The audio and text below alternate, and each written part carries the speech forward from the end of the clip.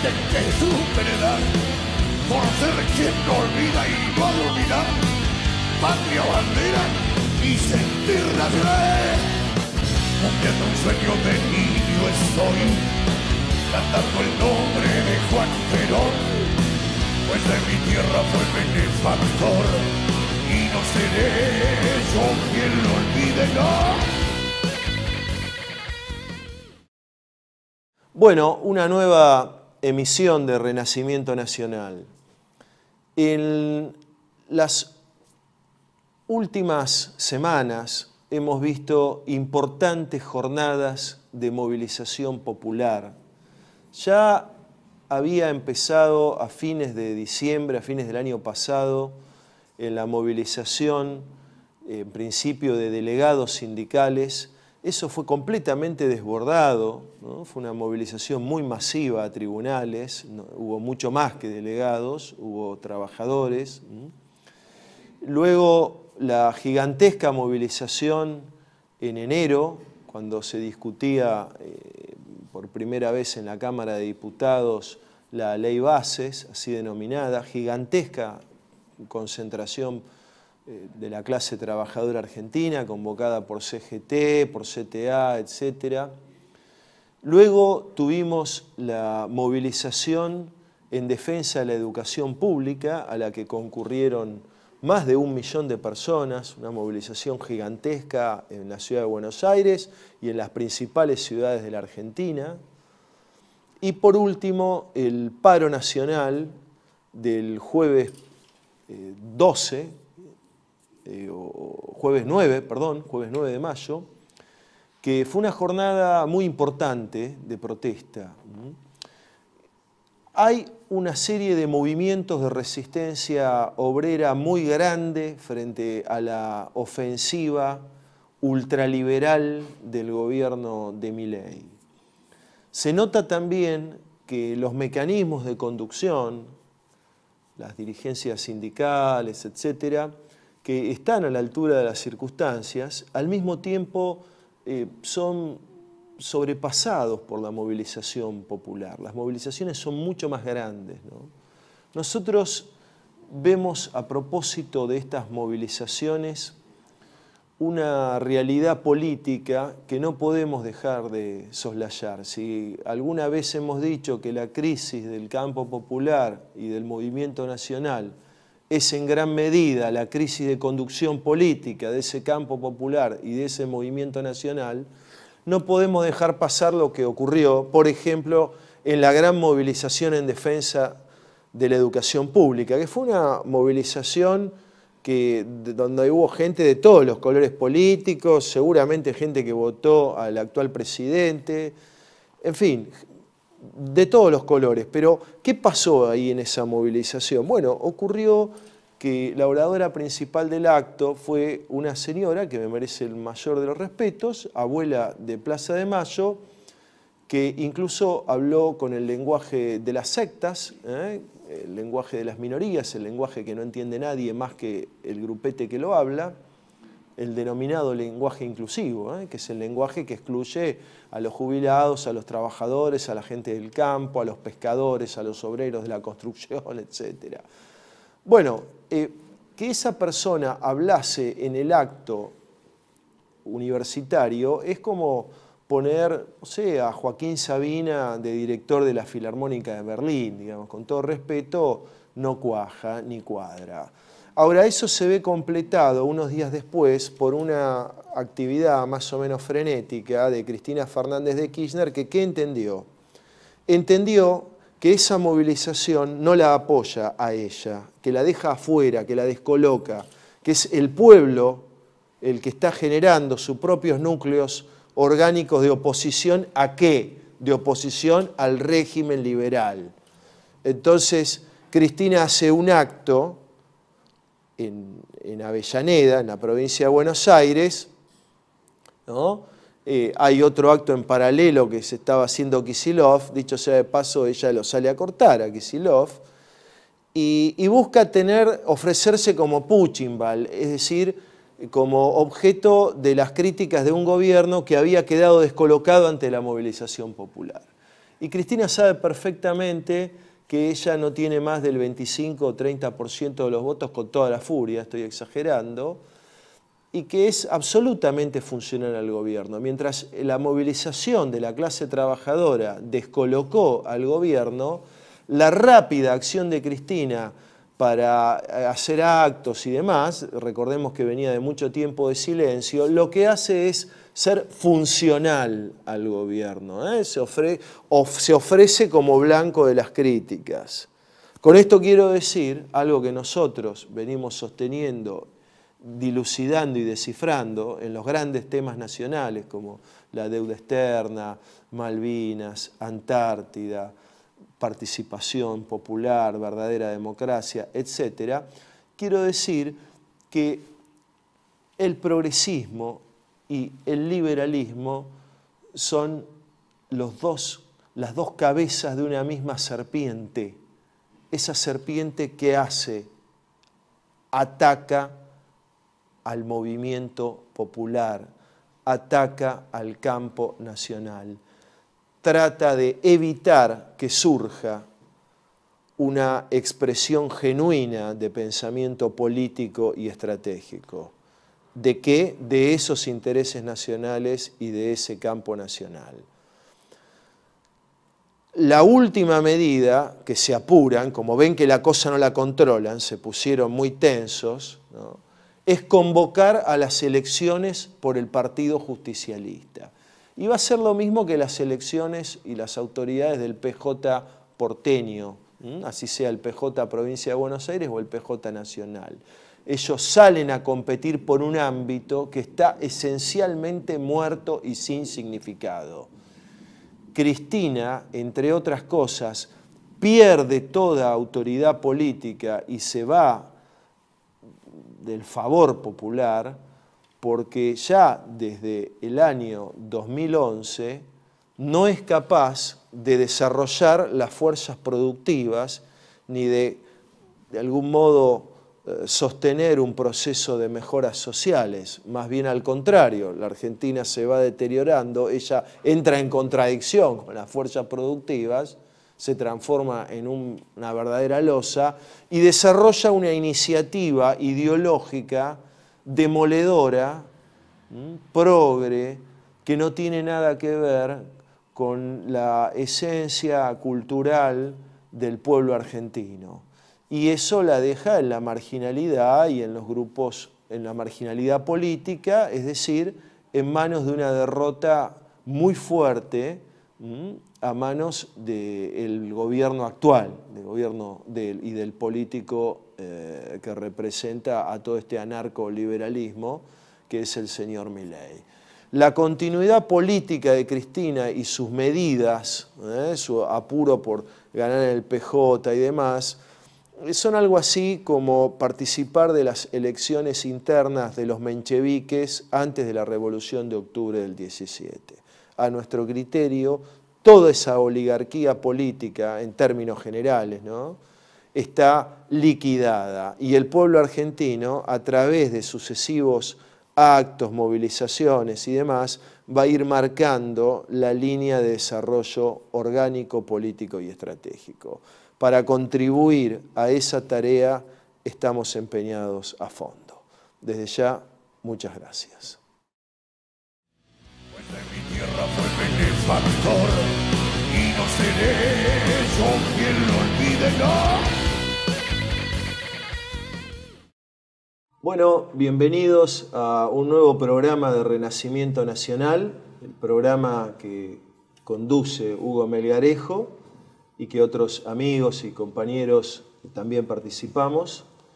Hoy tenemos un invitado especial, todos nuestros invitados lo son, pero Daniel Di Giacinti es un hombre del pensamiento nacional, del pensamiento peronista.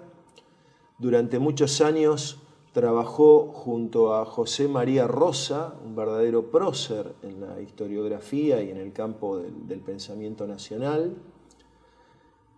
Al mismo tiempo, Daniel dirige desde hace 15 años Fundación Villa Manuelita, que lleva su nombre en homenaje al barrio, a la Villa Miseria, vamos a decir así, que barrio muy pobre, que durante la revolución del año 55, la mal llamada Revolución Libertadora, puso en una pared: nosotros, Villa Manuelita, no reconoce a otro gobierno que el del general Perón. Los otros gobiernos del mundo reconocen a la dictadura actual, Villa Manuelita no.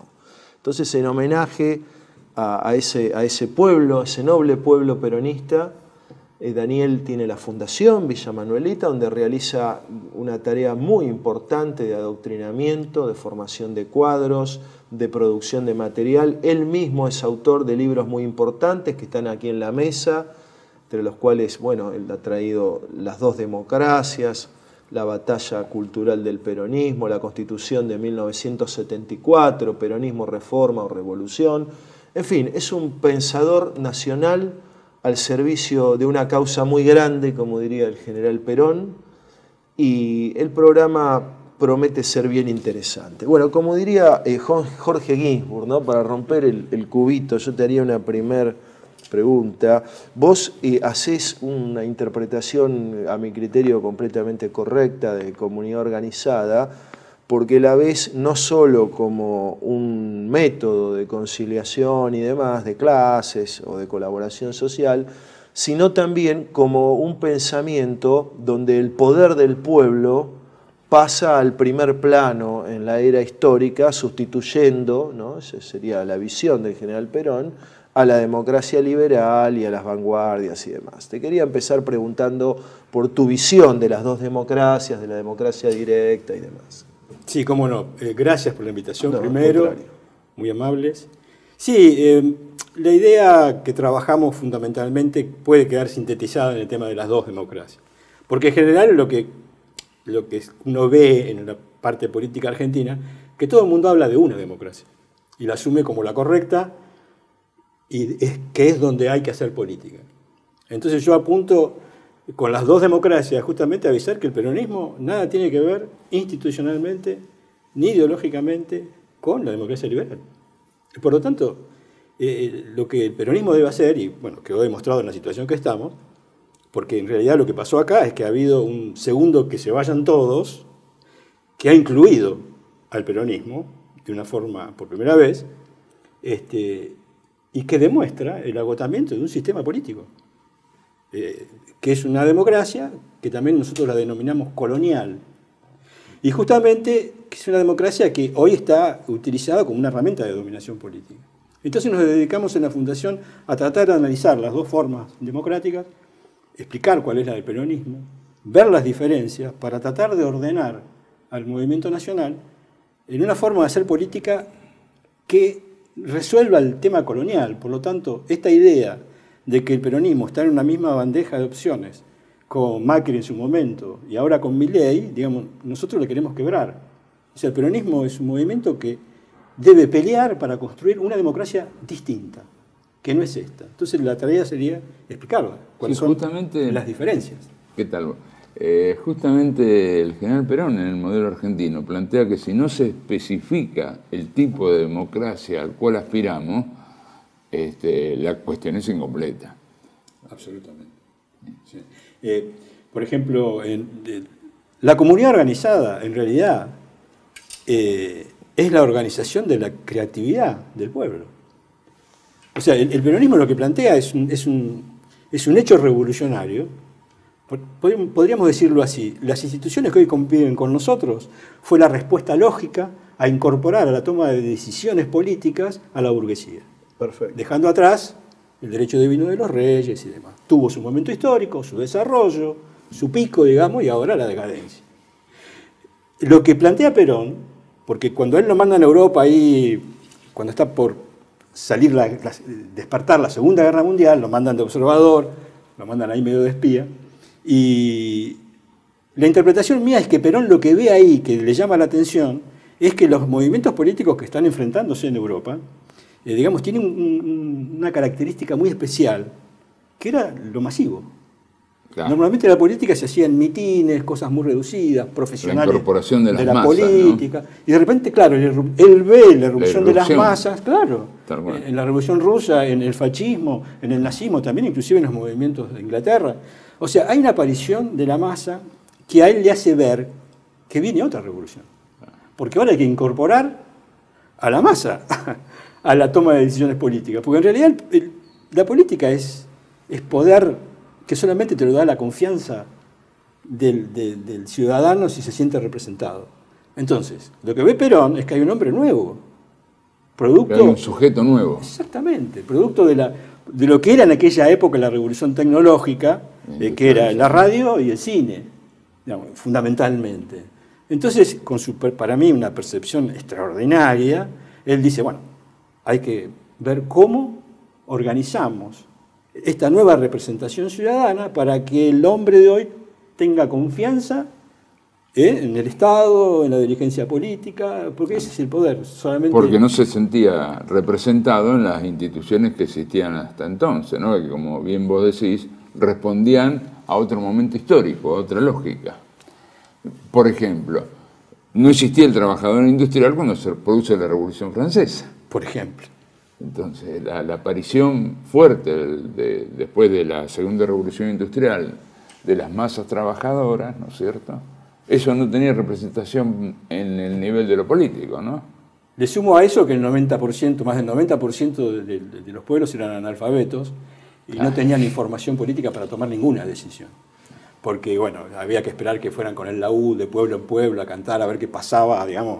Había kilómetros. Sí, sí, entonces, claro, era casi hasta lógico que hubiera una clase que tenía la información y la capacidad para el discernimiento y tomar decisiones que dirigiera el proceso político. Ahora, Daniel, me interesa mucho, me parece muy pertinente que vos marcaste algo así como el encauzamiento y la liberación de la energía creativa del pueblo argentino en la comunidad organizada. ¿Podés desarrollar ese concepto? Sí. Porque hemos escuchado en los últimos años distintas voces que, un poco para apartar a la juventud, le dicen que el peronismo es un pensamiento estanco, que es un orden quieto, que está, digamos, para frenar el ímpetu creativo, y que la verdadera revolución viene de la vanguardia de 5 iluminados y cosas así. Claro. Yo sé que vos tenés una idea distinta de eso. Sí, claro. Me gustaría...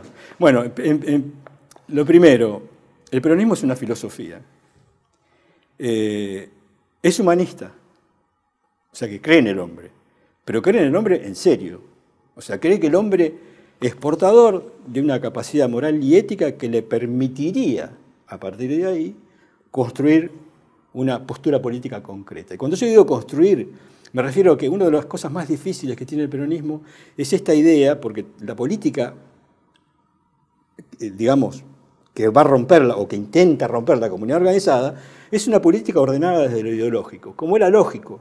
En el derecho divino de los reyes era el representante de Dios que te decía lo que era correcto y lo que era incorrecto. Eso fue suplantado por una fe en lo ideológico, en que la ciencia va a encontrar todos los problemas al hombre, entonces... Exactamente. Entonces aparecen las ideologías. Entonces la política se ordena en sentido vertical. Uno de los problemas más difíciles que afronta el peronismo es que el peronismo es una acción autodeterminante. Es humanista, por lo tanto, cree que en el pueblo existe la capacidad moral y ética que no proviene del saber adecuado, sino que proviene del cristianismo. Y ahí vamos, por eso es cristiano también. Pero esa es la base de la autodeterminación, porque si uno dice, bueno, ok, yo estoy convencido que existe en el pueblo, especialmente en las partes más humildes, una moral y una ética adecuada plantada por el cristianismo hace 2000 años. Lo que va a intentar hacer el peronismo es ordenar esa base y tratar de permitirle al hombre nuevo el crecimiento de un nuevo derecho humano. Viste que se está discutiendo cuáles son los nuevos derechos humanos, quinta generación, sí, esto, sí. Lo otro, y se arman unos balurdos bárbaros que nadie entiende muy bien de qué estamos hablando. Y Perón lo dice sencillamente, el nuevo derecho humano es el derecho del hombre a crear su destino. Y esta frase, que suena rara, crear su destino es, esto lo digo en mis clases, crear su destino es cómo querés tu comunidad. Para exagerarla y ponerlo en términos que no corresponden, pero para que se entienda. ¿Vos querés socializar los medios de producción? ¿Vos querés la patria cooperativa? ¿Querés otra cosa? ¿Qué querés? El llamado del modelo argentino Claro. es una convocatoria al pueblo para que empiece a intentar desarrollar esa capacidad, armonizarla y transformar esta democracia donde lo único que puede hacer el hombre es votar a otro para que decida por él, no, ordenar todo el conjunto para que decidamos juntos. Yo siempre, cuando me trenzo con los compañeros de la izquierda, los chicaneo y les digo, mira, para que vos entiendas, Perón pone al pueblo en lugar de Marx, cosa que les encanta. ¿Ah? ¿Eso cómo es? ¿Viste cuando Marx está en Inglaterra, cosa que lo complicó bastante porque estaba dentro del imperialismo de la época, revisando, digamos, los autores socialistas, qué sé yo, en la biblioteca de Londres, qué sé yo, viendo cómo resolver el tema del hombre, porque más era un tipo, bueno, quería honestamente resolver los problemas del hombre. En ese lugar Perón pone al pueblo, en ver cuál es el problema y cuál es la solución. Esta es la conflictividad de las autodeterminaciones políticas. ¿Cómo ordenás eso? La creatividad innata, ¿no? Exactamente. Y de ahí vienen todos los instrumentos del peronismo. A partir de ahí uno puede entender el tema doctrinario, por ejemplo, que es bastante inentendible si uno trata de asociarlo a un pensamiento clásico de la ciencia política. O sea, lo doctrinario tiene sentido cuando uno intenta poner en marcha la autodeterminación, porque la autodeterminación tiene problemas serios. Por ejemplo, ¿cuál es la autoridad?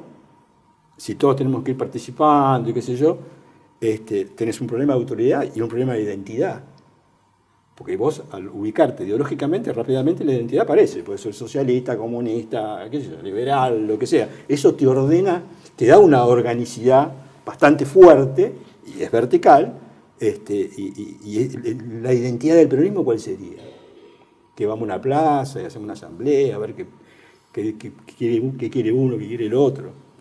Y estos temas Perón los resuelve de una forma bastante sencilla, porque en realidad en algún momento de sus libros Perón lo denomina el catecismo peronista, ¿no? Entonces ahí ya te da una idea. Porque en realidad las identidades del mundo actual provienen de principios.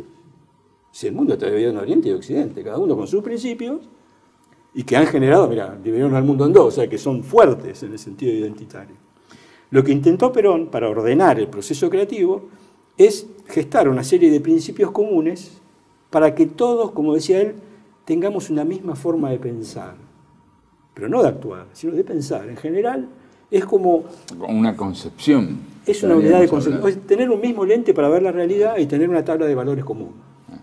Si aceptamos eso, después cada uno puede hacer qué cosa, lo que quiera y lo que pueda. Daniel, cuando participamos ambos, me acuerdo en la Escuela de Cuadros de Carlos González Barbieri, de la Academia Nacional de Formación de Cuadros, lo que era la ex Guardia de Hierro, vos me acuerdo que habías dicho que lo que el general Perón propuso acá como modelo argentino del proyecto nacional tiene algunas cosas comunes con los valores de Asia, con los valores en China. Creo que habías nombrado el pensamiento, la doctrina de Singapur, que se oficializó hace unos años. Sí. ¿Cómo es eso de que estos países que hoy día, digamos, procedentes del Oriente colonial, ayer nomás, hoy son países de grandes avances tecnológicos, económicos, quizás sociales también?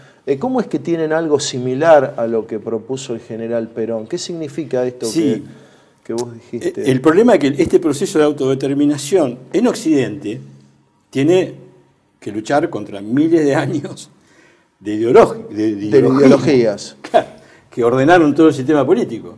En cambio, en Asia la cosa es distinta, porque ellos tienen 3.000 años de cultura autodeterminante, que te lo da el confucianismo. El confucianismo es autodeterminante, el yin, el yang. Por ejemplo, cuando los yanquis fueron a hablar con Rusia, ¿te acordás? En las charlas, y los yanquis decían, esto es blanco, y los rusos decían, no, es negro, y se armaban unos líos. Van a China los yanquis, ¿no? Entonces también con los mismos planteos, esto es blanco, y los chinos decían, y puede ser, ¿eh? Puede ser, ¿por qué no? O sea, la filosofía asiática, la confuciana me refiero, no Asia en general, sino la que proviene, la que alimenta a Japón, Corea del Sur, Singapur. China fundamentalmente. Nosotros peronistas tenemos una relación histórica con China muy interesante, por eso vale un poco más.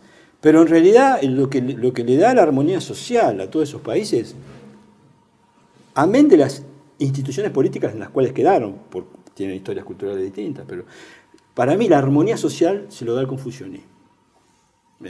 Por eso China, por ejemplo, arranca como marxista y después se empieza a nacionalizar. Primero se nacionaliza y después Confucio, que era una persona denigrada por la primera revolución, termina siendo... Mao era un tipo muy, muy práctico. Genial, los tipos se dieron cuenta de que, pará. O sea, somos marxistas, pero acá hay algo profundo en el seno del pueblo. Que nosotros lo podemos utilizar perfectamente. Se le suman a eso una cantidad de cosas, porque en China, por ejemplo, no hubo ni el racionalismo ilustrado, no hubo monarquías absolutistas, por lo tanto, hay muchos conceptos en ellos que naturalmente son distintos. El problema que tuvo Perón es que él tenía que descolonizar generaciones y generaciones de dirigencias políticas que habían sido ordenadas. Por eso lo que el pueblo lo entendió rápidamente y los que no entendieron, y yo me animo a decir todavía estamos intentando de entender, son las dirigencias políticas. Perón fue un hombre que murió solo en una soledad estratégica absoluta. Por eso Perón muere y desaparece todo. Automáticamente desaparece, porque las dirigencias no entendían el sentido del autodeterminante. Algo que estaba inscripto en la vieja tradición, ¿no?, hispano-criolla. Por ejemplo. De los cabildos. De los primeros cabildos, claro. Exactamente, ¿no? Que recogió los comunes, sí, claro. Bueno, está el texto famoso de Juan de Maldonado, de la rebelión de comuneros de España, que vinieron a América, muchos de ellos. Y bueno, Francisco Suárez, digamos, como teórico del poder. El libro de Pepe de la Provincia Unida. Ah, claro, exacto. De los del cabildos, municipio, municipio indiano a los cabildos. A las provincias. Que cuenta esto. Un gran libro que también lo relata. Entonces vos ves similitudes importantes en el pensamiento y en la práctica de estos pueblos, ¿no? El de Singapur es más claro todavía porque, bueno, son China... los 4 principios de estos de Singapur. 5 principios. Porque China, bueno, es marxista, entonces se complica ahí un poco para explicarlo. Pero Singapur, en los 80, tenían un lío. Singapur es muy especial, ¿no? También hay unos líos tremendos, es muy complejo Singapur. Pero en algún momento los dirigentes políticos dijeron, muchachos, hay que ordenar esto. Entonces se pusieron de acuerdo en un objetivo estratégico para la nación y se pusieron de acuerdo en una serie de principios para ordenar la lucha política. Claro. 5 principios, que fíjate el nombre, valores compartidos. Los valores compartidos, tal cual. Un nombre interesante. La comunidad tiene primacía sobre el individuo, el trabajo duro, exacto. Pero lo importante para nosotros, ¿por qué es el modelo? El modelo argentino es el intento de Perón de que justamente que la comunidad política argentina se ponga de acuerdo en un objetivo estratégico y que lo basamente en una serie de principios para poder compartirlo con el pueblo. Solamente a través de principios y un objetivo estratégico común se puede poner en marcha un proceso de autodeterminación y anular el electoralismo extremo que Perón parte impide... en ese sentido de la convicción de una profunda unidad cultural en el pueblo, ¿no? Por eso propone, bueno, pongámonos de acuerdo acerca de lo que queremos. ¿Sí? Y él lo ve desesperadamente, dice, no existe continente en el mundo que tenga igual lengua, igual religión, digamos, en proporciones tan impresionantes como Latinoamérica. Claro. ¿Qué estamos haciendo? O sea, el mercado común europeo tuvo que batallar con distintas culturas, unos líos, y nosotros que tenemos... Tuvieron que salir de matarse entre ellos. Y nosotros que tenemos estas facilidades todavía estamos dando vuelta por esas terribles vicisitudes de Europa, ¿no? Bueno, él lo decía en el modelo, ¿no? Sí. Nosotros no tuvimos el aliciente o el acicate de una guerra. Exactamente. Tenemos que ser lo suficientemente inteligentes de pensar el futuro sin ese... Lo que pasa es que, bueno, nosotros nos enchufaron, digamos, una herramienta colonial, todavía la mantienen los países en vía de desarrollo, que es un modelo democrático, ¿no? Muy mentiroso, por cierto, porque si uno analiza la historia de Estados Unidos, cuando las 13 colonias le ganan a Inglaterra, en fin, en esa etapa, no podían hacer un impuesto nacional los tipos, no lo podían cobrar, le prendían fuego, tenían problemas graves, no podían gestar una unidad. Entonces los tipos inteligentemente, los fundadores de esa nación, trabajaron sobre buscar una identidad nacional que nuclea el conjunto. Y lo lograron a través del nuevo ciudadano, el sistema de representación, que senadores, que esto, que lo otro, toda esa historia, la Constitución y la imagen del presidente, y lograron la unidad nacional. El acuerdo, porque fue un acuerdo político previo, y después aparecieron los partidos que funcionaban aceptando el acuerdo principal. Entonces, este es el planteo de Perón también para nosotros. Hay que terminar con no el sin grandes dificultades, ¿no? No, porque por tuvieron supuesto. la guerra civil. Pero lo lograron. Sí. Hoy, al lograr la unidad con su pueblo, permitió lo que es Estados Unidos hoy. Bueno, ya en decadencia, por supuesto. Sí. Pero Perón en el modelo plantea es exactamente lo mismo. ¿Por qué? Hoy estamos. ¿Cuál es la democracia colonial? Que no haya acuerdo. Los yanquis vivísimos dicen, bueno, vamos a exportar la parte final de nuestra democracia. Entonces, ¿qué dicen? La democracia es el libre juego de los partidos políticos peleando entre sí, ofreciendo las alternativas para llegar al gobierno. Entonces la política es una disputa destructiva. Lucha. No te dicen los yanquis, hagan un acuerdo nacional, Claro, hicieron primero. ellos. Te dicen, lo mismo hicieron en economía, bueno, pero nos desviamos un poco del tema. Pero esta democracia colonial lo que hace, sosteniendo la lucha partidaria con el pueblo en la tribuna como herramienta de hacer política, Y es la dejando de clave. lado a los sectores sociales, ¿no? Claro, por Que es la gran incorporación que hace Perón. Seguro. Perón pudo avanzar un poco en el desarrollo de su comunidad organizada.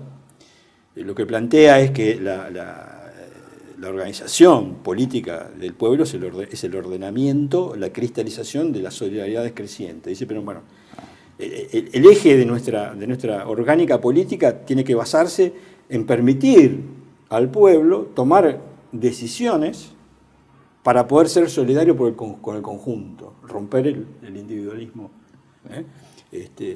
Y eso va a ir gestando las instituciones que lo permitan. Entonces, lo primero que va a aparecer es el aglutinamiento gremial, de acuerdo a donde vos te insertes, como empresario, como trabajador. Obviamente lo que creció en forma extraordinaria fueron los trabajadores. La clase obrera. La clase obrera, antes de la Revolución Justicialista, eran 3 centrales con 300.000 a lo sumo agremiados, y terminaron en una sola central con más de 5 4 millones, millones, 4 o 5 5 millones, una millones, cosa sí. impresionante.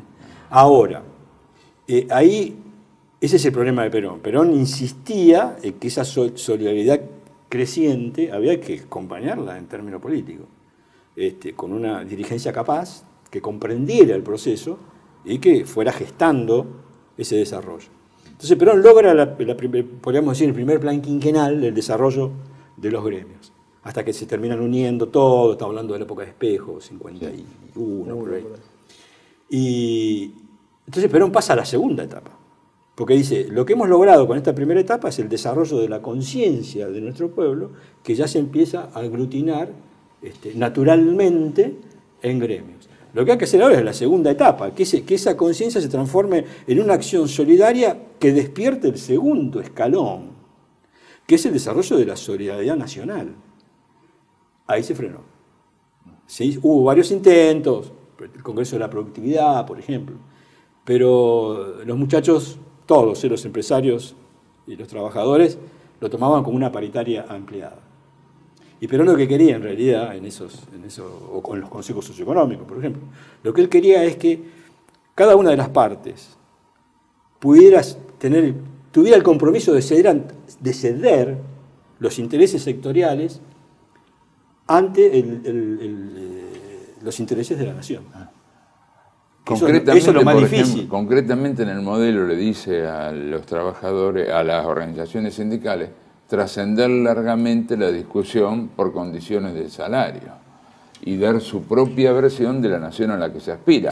Ahora, eso mismo le pide al resto de los sectores sociales. Seguro. ¿Sí? Le pide a los intelectuales, le pide a los empresarios, a las Fuerzas Armadas, que cada sector dé su versión de la nación a la que se aspira. Exactamente. ¿Sí? Y ahí choca. Y eso está totalmente dejado de lado. No, bueno, porque... Olvidado, la democracia se ha degradado a esta democracia de partidos que luchan por ser interlocutores ante el poder mundial, no por liberar a la nación, ¿no? Claro, porque Yo entiendo que es difícil de entender el sentido del autodeterminante, ¿no? Yo entiendo eso. Me pasa en las charlas, ¿no? Es el tema más difícil de que se comprenda. Este tema de que no hay una verdad absoluta, que cuando Perón dice la única verdad es la realidad, es en serio que lo dice.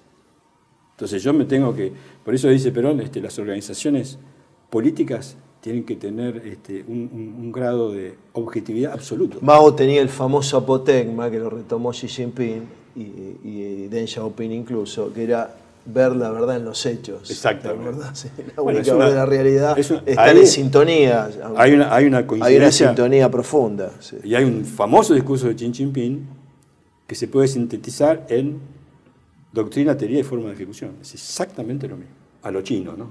Doctrina, teoría y forma de ejecución, que es la distinción política, de conducción. Porque es la base del dirigente peronista, digamos. Claro. Yo no soy la vanguardia que le va a explicar al pueblo lo que tiene que hacer. Yo soy un conductor o un coordinador, también dice Perón en otro momento. Estamos todos unidos por principios comunes, tenemos un objetivo de patria a construir, muy bien. Yo lo que tengo que hacer es no imponer mi verdad, sino que ir acompañando el proceso, coordinando la acción autodeterminante del conjunto. Entonces, por eso aparece, ¿qué teoría ampara esto? Una teoría aplicada a la construcción de poder político concreto. O sea, no es la teoría de, bueno, vamos a hacer el hombre feliz y cómo sería, la verdad absoluta, universal. No. La teoría es una teoría, un plan de vivienda, recuperar la industria. Esa es la teoría del peronismo. Y que se une con el pueblo a través de lo doctrinario, está todo unido. Primero hay que unirlo, lo doctrinario es lo primero. Pero después el dirigente, y Xi Jinping le dice lo mismo, es muy interesante. 2018, por ahí. 2018, Xi Jinping le dice, cuando un dirigente político empieza a ver a lo lejos, tiene unas frases bien chinas, sonó, ahí estamos en problema. O sea, hay que ir a la realidad concreta y trabajar sobre eso, esa es la perspectiva. Y Perón dice, la única teoría que nos sirve a nosotros es la que acompaña el hecho concreto de una construcción junto con el pueblo. Yo en los cursos siempre digo, ¿cuál es la revolución peronista? Y le saco la tarjeta de la SUBE. Esto es la revolución peronista. Esto, no es una interpretación intelectual, no, es lo que el pueblo va construyendo, conducido por su clase política, porque es una identidad que en realidad es un sendero de construcción ese peronismo. Hay una identidad para ordenar la comunidad, que es lo primero, que tenemos que hacerlo, digamos. Pero después, con eso organizado, la identidad de esa nación va a ser lo que construya. Y no nos va a poder decir nada hacia adelante.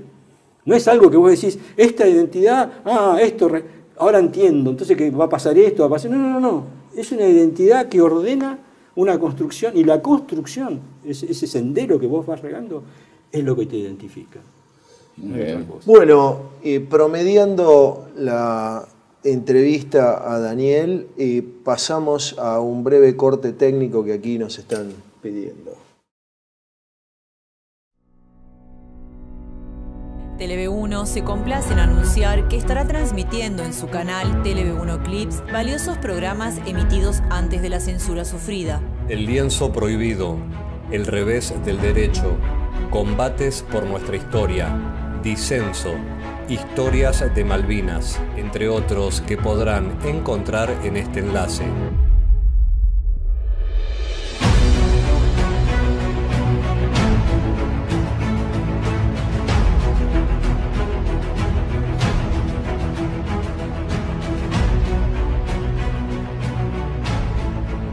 Agradecemos su aprovechamiento y difusión. Bienvenidos a CEPA, Centro de Estudios del Pensamiento Americano. Nuevo sitio web de cursos de formación en política, filosofía, historia, literatura, geopolítica, religión, psicología y más. Cursos de formación que reflejan el verdadero pensamiento americano. Lo invitamos a elegir el curso de su agrado ingresando en www.cepa.la.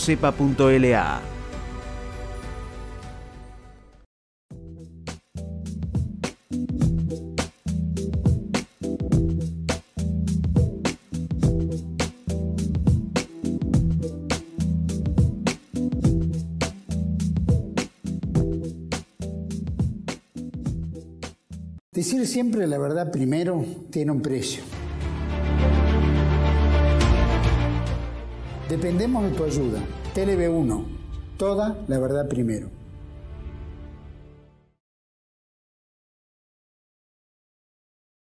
Bueno, continuamos con Daniel Di Giacinti, que es un verdadero profesor, formador de cuadros en el campo del peronismo y del campo popular, y que en rigor lo que él ha hecho es continuar una línea que enseñó el general Perón, que es mostrarle a la gente que el poder está en manos del pueblo, ¿no? Que es una cuestión de ejercitarlo, desarrollarlo en la acción, en los hechos. Tengo aquí uno de sus libros. Este particularmente me ha resultado particularmente enriquecedor, Las dos democracias, el libro que recomiendo, que se puede adquirir en las librerías de Buenos Aires y de toda la Argentina. ¿Por qué las dos democracias? Primera pregunta. Y es para ordenar un poco nuestra lucha. El peronismo hoy lucha como partido para acceder al gobierno respetando el marco de la democracia liberal, y en realidad uno de los problemas que tiene ese camino es que no toma compromiso político con el pueblo. Por eso el peronismo desde siempre va navegando sin poder propio. El poder de las circunstancias le permite llegar al gobierno y de la misma forma cae. Y si uno analiza la historia del peronismo, lo primero que hizo Perón cuando empieza su carrera política en la Secretaría de Trabajo y Previsión, es tomarle compromiso a la gente que se acercaba a verlo, que fueron sus trabajadores. En la época era una cosa muy curiosa, porque Perón hablaba con los trabajadores, empezó su tarea de poner el Estado al servicio de un nuevo sistema político que dejara atrás la época fraudulenta de la democracia que existía en la década infame, y les decía, si te gusta lo que hago a los trabajadores, movilícense. Esto lo cuenta él en la Revolución Peronista, la película. Y él decía, le puso el nombre de que él necesitaba un caudal humano. Caudal humano era parecido, que era lo que le iba a dar el poder. ¿Cómo lo propuso? No era el voto, no. Poder real. Entonces le decía a los trabajadores, movilícense. Entonces los trabajadores empezaron a movilizarse para cuando lo nombran vicepresidente, por ejemplo. Y cada vez que daba algún beneficio a algún gremio, los gremios se movilizaban activamente. Y así fue juntando, y dice Perón en la película que hasta que hicimos un acto en Diagonal Norte que juntó 300.000 trabajadores organizados en 48 horas. Ahí me di cuenta que ya teníamos una base de poder popular que me permitiría lanzarme a la lucha política. Y se seguía sin hablar de elecciones, nada por el estilo. De hecho, cuando nos meten preso, después de esa crisis que hay, esta preparación humana es lo que gesta el 17 de octubre. El 17 de octubre no es... La gente dice que la gente vino sola. No. La gente vino porque había tomado un compromiso previamente con Perón. Entonces, aceptar hacer política dentro de los marcos de la democracia liberal, diciéndole a la gente, votame a mí que yo te voy a resolver los problemas, no gesta ningún tipo de compromiso político. No hay ningún... fue uno de nuestros errores, aparte de ser una... Votame a mí, que te voy a resolver los problemas, debe ser la frase más antiperonista que existe. Sí. O sea, individualista, egolátrica y absurda. Materialista, todo lo que quieras. Cuando en realidad el planteo del peronismo es los problemas políticos de esta nación se van a resolver con el conjunto de la comunidad. Ahora, daría la impresión, Daniel, que la otra democracia, no la democracia orgánica, popular, ¿no? Como la pensó Perón, la otra trata de destruir los tejidos conectivos y los vínculos humanos, ¿no? Absolutamente. ¿Cómo ves ese fenómeno? Lo que pasa es que eso después de los 70, pero hasta los 70 analiza el tema de los medios de comunicación, la propaganda, qué sé yo. Bueno, eso se fue complejizando de una forma extraordinaria y hoy la lucha es muy fuerte porque en realidad esto tiene que ver con la debacle de Estados Unidos. Cuando el sistema de Estados Unidos empieza a hacer agua, digamos, porque claro, el mundo de donde arranca ese sistema había cambiado tanto que aparecía un hombre distinto y los yanquis lo que hacen es, dicen, bueno, nosotros sobrevivimos por el consumo. Entonces apuntaron todos los cañones a que ese consumo sea cada vez mayor. Pero Perón lo ve a eso. Perón lo ve perfectamente en el modelo argentino, en la cuestión donde plantea la lucha cultural. Exactamente. Sí. Un hombre niño que todo lo quiere, que nunca satisface. Exactamente, frase extraordinaria. Una frase extraordinaria del modelo. Y de alguna forma, esa falta de compromiso de todo ese sistema, digamos, hace eclosión cuando aparecen, por ejemplo, las redes sociales, internet, qué sé yo, y se transforma en otra cosa. Ya no era un tema para mantener el consumo, sino que ya hay una orgánica, digamos, de dominación, de manejo de la subjetividad. Porque, claro, el hombre en los países desarrollados no tenían ninguna conexión con lo político, entonces estaban en la casa haciendo nada. Y cada vez habían más, porque hay un desarrollo cultural extraordinario, inmanejable, que nadie puede dominar, digamos. Y entonces, para que no haya problemas, hay que llenarlo con algo. Entonces aparecen las grandes industrias del entretenimiento, Hollywood, Netflix ahora. Yo no puedo evitar de estar 3 horas mirando Netflix. No me preguntes por qué. Pero si no las veo, no me da sueño, por ejemplo. O sea, en este mundo que tenemos hoy, si vos estás dispuesto a no hacer nada y ser un materialista y ser un individualista, tenés todo perfectamente ordenado. No te va a faltar absolutamente nada. Entonces, ese es uno de los... Es una especie de esclavitud, ¿no? Se puede decir, desde el siglo XXI. Sí, es el hombre insectificado, dijo Perón, y tiene razón. Entonces, contra eso tenemos que luchar. 1984. Claro. Orwell, por supuesto. Entonces, ahora tu lucha, como la de tantos otros compañeros, ¿no? Pero es una lucha sobre todo en las propias filas de los sedicentes peronistas, porque en general son textos que no solo se trata de leerlos, ¿no? Sino de algún modo de desarrollarlos en la práctica. En los últimos 50 años de la muerte del general Perón han existido experiencias, por supuesto, pero no han alcanzado el volumen suficiente como para ser dominantes en lo que era el movimiento peronista, ¿no? Bueno, vuelvo a lo mismo. Si vos no proponés un objetivo estratégico para ordenar y tomar el compromiso y empezar a juntar un poder real, más allá de las especulaciones electorales, siempre vamos a estar en lo mismo. Porque acá el más grave problema es que el tema autodeterminante, el sentido de lo doctrinario y de la construcción de una nueva democracia no está presente en ninguno de los sectores del movimiento, en los sectores más nacionales, en los sectores progresistas, porque viste cómo es la política, la llenás con algo. Como no se entiende esto, digamos, bueno, ¿qué hacemos? Nos dividimos. O sea, yo le digo a los compañeros, si vos te ordenás como partido, tenés un límite en la repartija, muchachos. O sea, si el objetivo es hacer un partido para llegar al gobierno, de ahí ejercer una acción, bueno, tenés 40.000, no sé, 50.000 cosas para repartir, y ahí se acaba. Encima, no tenés poder popular porque no te conectás con tu pueblo, bueno, claro. Vas rumbo a la plutocracia, y encima sos un país en vías de desarrollo que te dominan económicamente, vos te entregás a una forma de participación política que no te permite generar poder, bueno, estás en la lona total. Entonces lo que hay que hacer acá es poner un objetivo, ponerse de acuerdo. Yo siempre digo, de acá se sale hacia adelante, esta desunión que hay. Lo que necesita es un objetivo común a todos. Y a partir de ahí nos vamos a empezar a ordenar. Pero si la próxima, ahora lo ves ahora mismo, todo el mundo se está acomodando para las elecciones del año que viene. Entonces, si no rompemos con esa mecánica... Con ese molde, no, los resultados van a ser lo mismo. Pero yo siempre digo a los compañeros, no es no presentar, digamos, una batalla electoral. Yo quiero todo para el movimiento, los concejales, diputados, todo quiero, todo, absolutamente todo. Quiero que ganemos todo. Pero si la perspectiva de esa lucha es la próxima elección, estamos jodidos. O sea, si el objetivo es lograr un objetivo superior, como la construcción de una nueva democracia, y tomamos el electoralismo como un camino, como una batalla en función de eso, lo fundamental va a ser que la mística de los cuadros que participen de esa lucha no va a ser la mística liberal de ganar el gobierno para ser funcionario, que es la mística de hoy, sino va a ser lograr la comunidad organizada. Por lo tanto, tu objetivo estratégico se va a medir no en 2 años, a ver qué pasa, se va a medir en 30 años. Poner en marcha la comunidad organizada de una nueva democracia no es un tema sencillo. Las soberanías políticas para que se desarrollen y toda la comunidad lo tome son procesos largos y complejos. Entonces el movimiento tiene que retomar eso.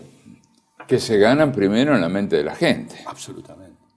Yo creo que hay una fórmula que alguna vez escuché de alguien que me... Estoy convencido. Primero se gana en la conciencia, después en la calle y por último en las urnas. Y acá, digamos, venimos desde hace 50 años en las urnas, en las urnas, en las urnas. Muchachos, así nos va con esto. Primero lo trajimos a Macri y ahora Esperpento. Y todos los anteriores quisieron macana en nombre del peronismo. Sí. Con lo cual, esa cuestión de si existe el movimiento, bueno, yo dudo bastante, ¿no? Me parece hemos quedado una cantidad de patrullas aisladas en terreno enemigo. A nivel dirigencial, pero el movimiento, como Perón acertó en sus grandes pensamientos, anunció, por ejemplo, la caída de Rusia, y anunció también la decadencia de Occidente, y aparte acertó en todo lo que estaba planteando, lo que él gestó como movimiento, no en los dirigentes, sino en el pueblo, se mantiene. ¿Por qué? Porque cuando Perón va a organizar su movimiento y poner en marcha su democracia, 49, 50, después de hacer el primer plan quinquenal y liberarse de Inglaterra, qué sé yo, dice, bueno, a ver cómo hicimos esta primera etapa. Entonces mira eso y dice, bueno, a mí me parece que la forma de ordenar esto es ver los principios que permitieron esta situación. Entonces, en la Plaza de Mayo larga las 20 verdades y le dice a su pueblo, estas son nuestras verdades. El dirigente peronista tenía un problema. ¿Cómo construir las instituciones para que esa organización espiritual del pueblo pudiera hacerse efectiva? Cosa que no logramos. Pero el pueblo, cuando Perón y Evita le dijeron, estas son las verdades, ¿qué dijeron? Ok, y se acabó la discusión. Se acabó la discusión. Usted dice que el movimiento existe en tanto cultura... Es una cultura, tomada por el pueblo. Exactamente. Sí, pero para los que tenemos unos años más, sabemos que el movimiento es algo que se mueve, que genera acción en favor de la liberación de la patria. Eso está ausente desde la muerte de Perón hasta el presente. Es verdad. En esos términos, ¿no? No en la incorporación a la cultura popular. Ahí ya ganamos. Exactamente.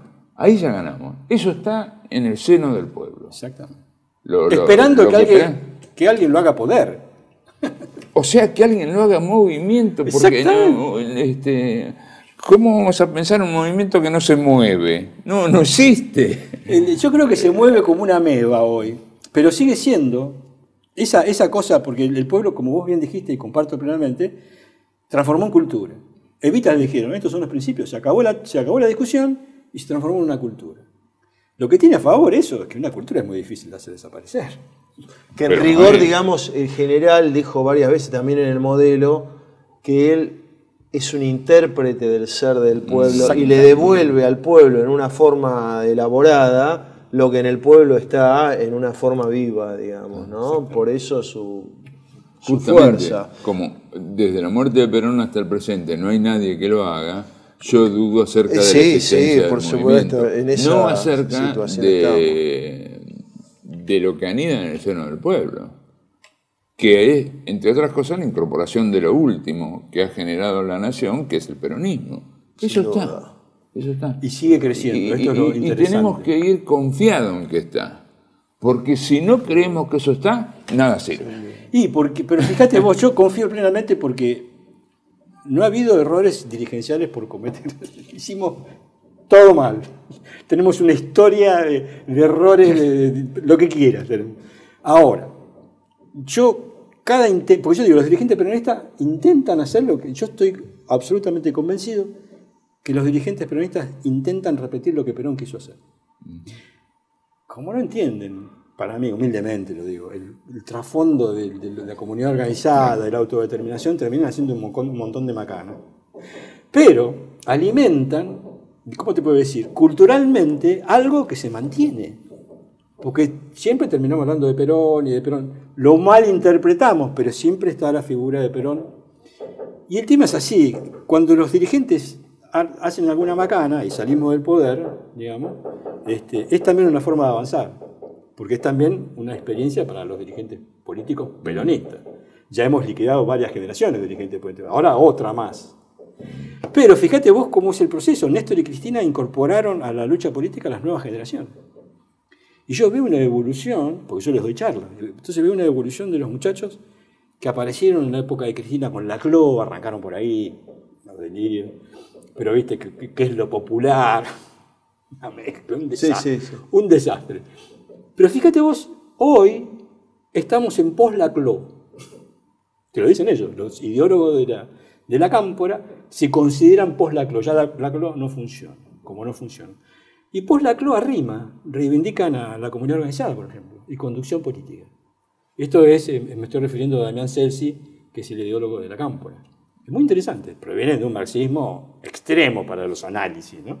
Pero dentro de ese lío que hay, porque la verdad es un dolor de cabeza leerlos, es interesante porque ya están reivindicando la comunidad organizada, cosa que antes no existía, y ya empiezan, los cursos que doy, terminamos en una cosa muy interesante, que es la jura de la doctrina peronista.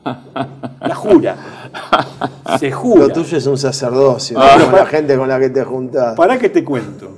Yo he hecho jurar la doctrina a los muchachos de la cámpora, al peronismo militante. A mí que me importa lo que me... Tienen un lío en la cabeza, pero vos jurás la doctrina, fuiste. No te lo sacás más de encima. Esa es mi convicción. Los vas a tener atenazados. Y después hay que dar el debate, obviamente. Por supuesto, hay que dar el debate para ir llevándolos. Pero yo tengo... Ahora surgieron un montón de grupos de jóvenes. Ellos mismos, Están los videos por ahí explicando qué es la comunidad organizada, qué es el modelo argentino. Hay que escucharlo. Una formación extraordinaria. Y se agrupan solos, Entonces yo lo que veo, que se viene un buen momento para el peronismo. Si sabemos ubicarnos. Digamos, acá hay que ordenar y dar debate al anarcocapitalismo que nos gobierna, porque hay cosas interesantes en el anarcocapitalismo. Ellos también están en contra de la socialdemocracia. Es una reacción. Y de la progresía. Sí, totalmente. Sí. De la ideología también. Sí, curiosísimo. Sí. Entonces hay una cantidad de valores, porque nosotros, primero y principal, tenemos que explicar a la gente por qué perdimos. Acá nadie pide disculpas. Es una cosa de loco. De nuestros dirigentes no hay una sola autocrítica. Todo es en contra del Calígula de las Pampas. Está bien, ok, comparto. Pero si somos peronistas y tuvimos 18 años de gobierno, ¿no te parece que tenés que decir algo? Apareció un tipo desde afuera del sistema, cosa interesante también para nuestra comunidad, ¿no? La comunidad argentina ha demostrado que es rebelde. Porque esto ha sido una rebeldía extraordinaria. Le dijeron chau a toda una clase política. Los barrieron a todos. Lamentablemente no había otra alternativa. Nosotros no le dimos una alternativa fuera del sistema. Agarraron lo que tenían. Y sobre todo se le dijo que no a la demolición cultural que fueron estos años de progresía fogoneada por el kirchnerismo, que incluso con un lenguaje que Stalin en marxismo, ya que estamos en estos temas, en problemas de lingüística y el marxismo, él denomina los lenguajes de secta, digamos, que sería el caso actual del lenguaje que se entiende en 4 tipos, que lejos de ser inclusivo es excluyente porque no lo entiende la gente mayor, no lo entienden sino los que están hablándolo, los iniciados de esos grupúsculos. Y si encima mantienes el 40% de pobreza, por eso, toda esa enfermedad que le han tirado en la destrucción del espíritu, ahora viene, digamos, la destrucción de la materia por parte de Milei, ¿no? Pero de algún modo ha sido preparado por... Ahora, te quería preguntar, antes del cierre, ¿no?, del programa, algunas cosas que vos nombrás, que hay una serie de instituciones que fue largando el general Perón, como la Constitución de la provincia de Perón, digamos, actual Chaco, no sé cómo le cambiaron el nombre, La Pampa, Eva Perón, y algo particularmente curioso que es la Constitución de 1974, sobre la que escribiste un libro. Si nos podés... Sí, claro, es un borrador, ¿no? Lo que sí, pero es un libro, ahí lo veo. La Constitución de 74 fue un borrador. Y el hecho que sea un borrador ya es interesante. Porque la Constitución del 49 era el mínimo, dijo Perón en una síntesis bastante interesante, dice, esto es lo mínimo que hay que cumplir para poner en marcha una nueva democracia. El mínimo es esto. Estos derechos, eso es el mínimo. Ahora, este borrador, plantea ya algo superior. Ajá. Ya empieza a hablar de formas de participación política distintas a la del liberalismo, con estos antecedentes que vos bien marcabas, ¿no? Estas constituciones, que claro, hay que ponerla en términos, ¿no? Tanto en La Pampa como en el Chaco, el peronismo ganaba por el 85% de los votos. Claro, claro. Podían hacer lo que se les daba absolutamente la gana. Pero cuando Perón plantea la necesidad de una reforma constitucional en los 70, no va a apelar a la tradicional forma de reformar la Constitución, con elecciones de constituyentes y demás. Él dice, no quiero una Constitución hecha por abogados, porque ya pasó lo que nos pasó. Yo necesito que una organización popular debata ampliamente qué es lo que quiere con su patria. ¿Qué es el discurso del modelo? Claro. Todos a debatir. Primero eso. Y le dice a la gente que le redacta el modelo, háganme un borrador. ¿Para qué? Para tener una referencia en el debate enorme que le iba a convocar. Entonces ya, que sea un borrador ya te marca una instancia nueva a la del 49. Porque Perón dice, si no, así como la sacaron en un bando, si no es la consecuencia de un grado de conciencia efectiva y concreta, una constitución no sirve para nada. Y eso fue lo que nos pasó. Por ejemplo, yo siempre discuto con los compañeros constitucionalistas que les encanta, bueno, porque nos tenemos que agarrar de algún lado para hacer las cosas. No, es la verdad, es un tema humano, tengo que tener una esperanza. Y yo les digo, miren, yo les quiero decir que, pues dicen, no, porque nosotros perdimos todo, estamos así porque no se cumplió la Constitución de 49. Digo, y ya, más o menos, porque en realidad los mínimos necesarios para hacer una democracia popular, que estaban en esa... Está bien, sacaron con un bando esa Constitución, pero vos fíjate la estatura de la dignidad humana que dejó el peronismo, que se mantuvo firme permanentemente y que llega hoy. Hoy, el hombre argentino, el trabajador argentino, tiene un grado de dignidad humana distinto a prácticamente el resto del mundo. O sea que habremos perdido el poder, habremos perdido el gobierno, pero la dignidad humana que gestó el peronismo, que estaba implícita en esa Constitución, se ha mantenido y ese es el logro fundamental, no una Constitución escrita. Entonces, esta Constitución, la diferencia que tiene es que va más allá, ya no es un mínimo, sino que incorpora, por supuesto, todo lo del 49 y empieza a hablar concretamente de cuáles son las instituciones políticas. De ahí habla de los consejos socioeconómicos, claro, la parte gremial, la parte política. Y aclaro esto porque ahí hay un tema, ¿no? De si partido político sí o no. Sí, definitivamente partido político sí, plantea Perón, no estos. O sea, lo que nosotros necesitamos no partidos que entren en el engranaje del electoralismo extremo, no, partidos que vayan acompañando una nueva forma. O sea, yo digo, hay que pasar de esto que tenemos, que son partidos de primera C, a partidos de primera A. En China, por ejemplo, los partidos tienen los 5 partidos.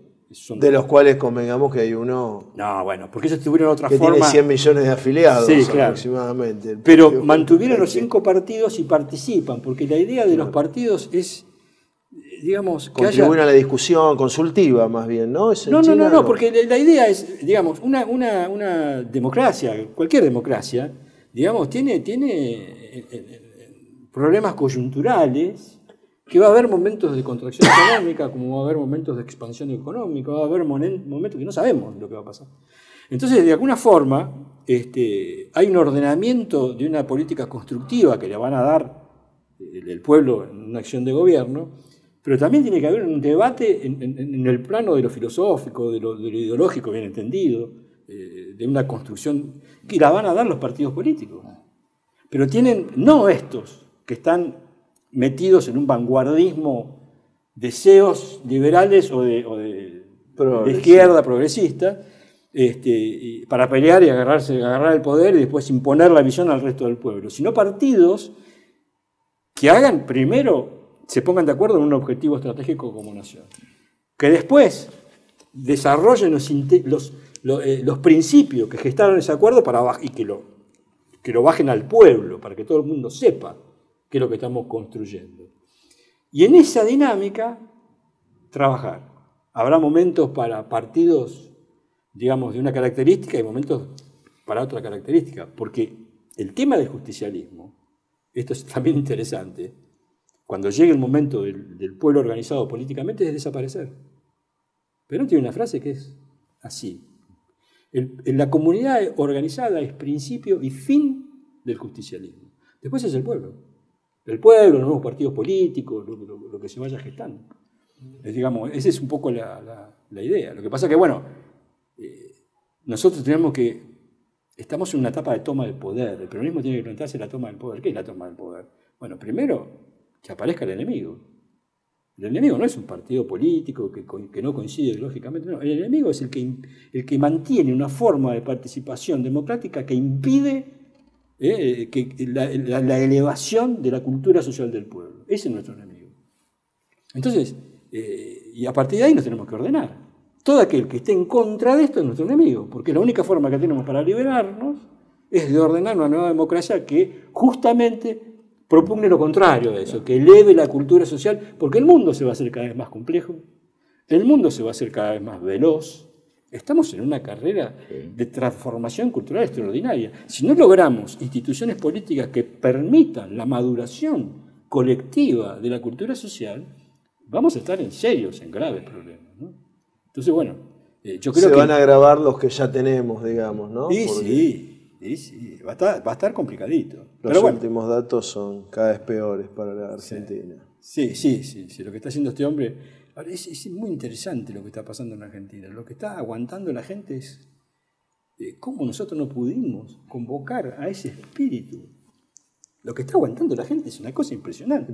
El sátrapa tiene 50% de aceptación y ya todo el mundo sufriendo. 40% de caída en la construcción, que es la que tracciona tantas actividades, 22% de caída en la industria, 50% de pobreza. Increíble lo que ha aguantado el pueblo argentino. Impresionante. En otra época, bueno, otra cosa hubiera pasado, ¿no? Y bueno, y para nosotros ha sido un gusto, un honor y una alegría también tener a Daniel Di Giacinti, ¿verdad? Autor de todos estos libros,